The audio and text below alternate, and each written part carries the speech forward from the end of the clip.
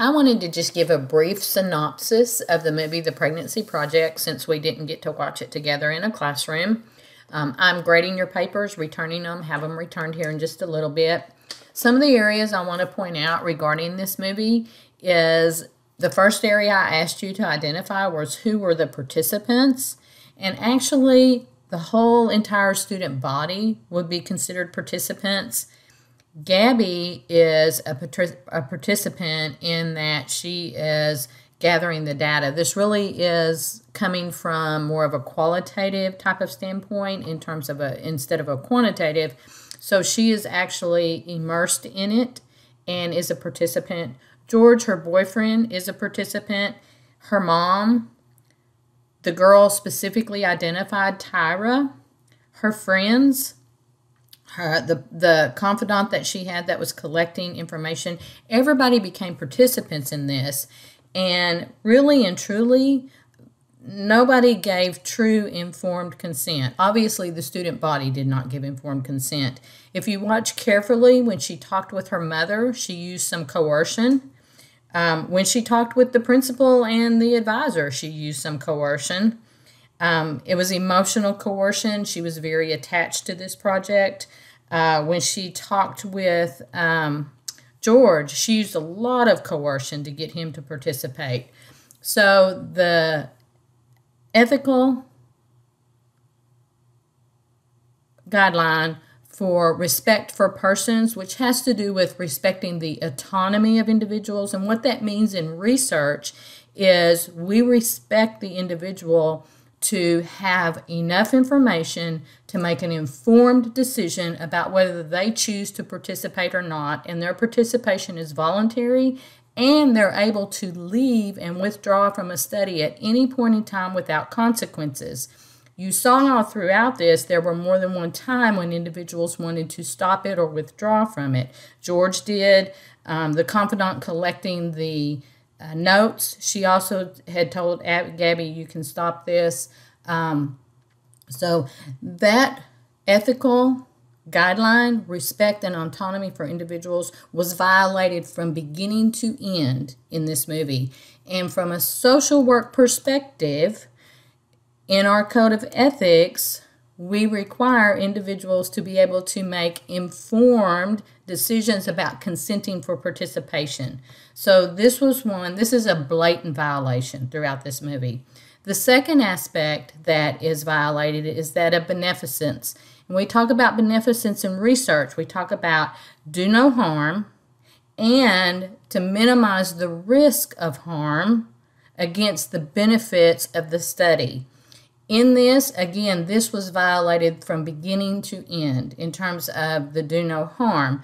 The psychological and the emotional impact that individuals experienced that were blatantly evidenced through the conversations, what Gabby experienced, what George experienced, what her brother Javier experienced through the family, his parents, the friends, all of that. And then in the big reveal, the assembly, you could also see where the unknown, once they learned it, what they experienced. So the beneficence ethical guideline was again violated throughout this entire movie. And it was violated partially because of deception and the coercion that had to happen. So when we violate respect for individuals, we really are setting up the situation where we're going to increase risk for harm. These go hand in hand. The third one, which is justice, and this one's a little more difficult to understand, but basically what justice says from a research standpoint is we don't want one group bearing all the risk to benefit another group. In this, the actual only beneficiary of this research, of this experiment, was Gabby. It was her senior project that she was able to conclude. It benefited, you could assume it benefited the principal and it benefited the advisor from maybe an ego standpoint because they allowed her to do this. There was no clear benefits evidenced in this movie other than that. Now what happens is when we watch the movie, And we're not looking at it from a clear research standpoint, and that's difficult to do at times, but we make assumptions broader than what the movie delivers. So we assume that what she found about the stereotypes that she recorded benefited the nation, benefit a wider audience. Actually, there is no evidence of that. The only evidence we have is that they captured specific comments made by individuals that would then tie into what a stereotype was. Her project was not designed to demonstrate if those stereotypes harmed the pregnant girl psychologically, if it prevented the pregnant girl from continuing to go on and reach her goals, what happened due to the stereotypes.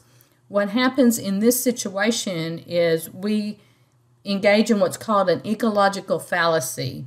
So we attribute more meaning to the data than what the data can actually support.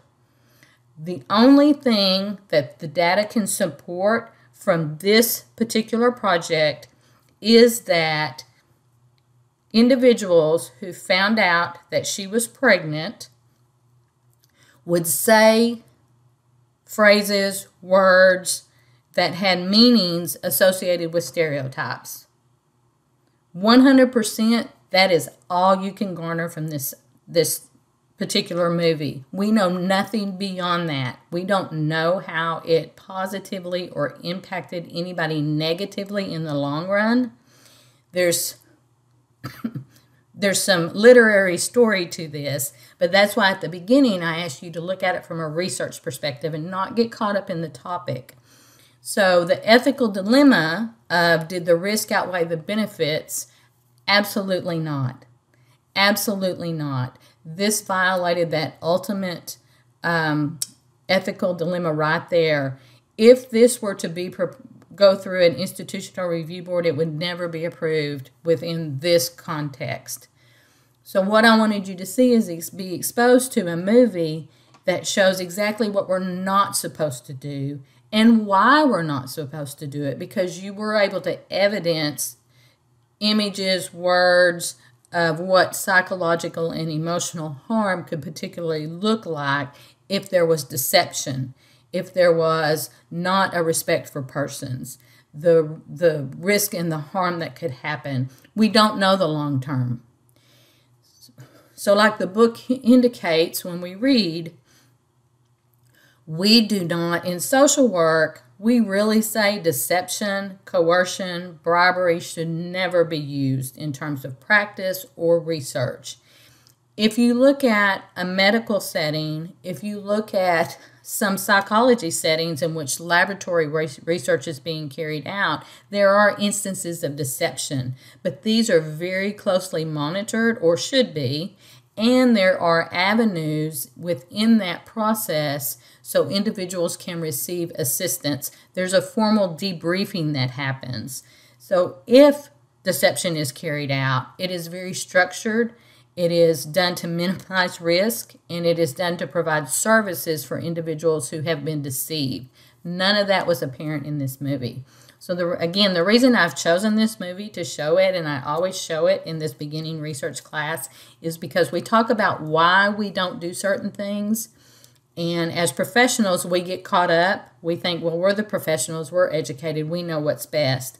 But this movie clearly demonstrates when you're so passionate about a topic and it's so important to you, your values, how you can lose sight of the objectivity. And in losing sight of that objectivity, you can actually cause harm to other individuals when you don't intend to. Gabby never intended to cause harm. Her heart was in the right place.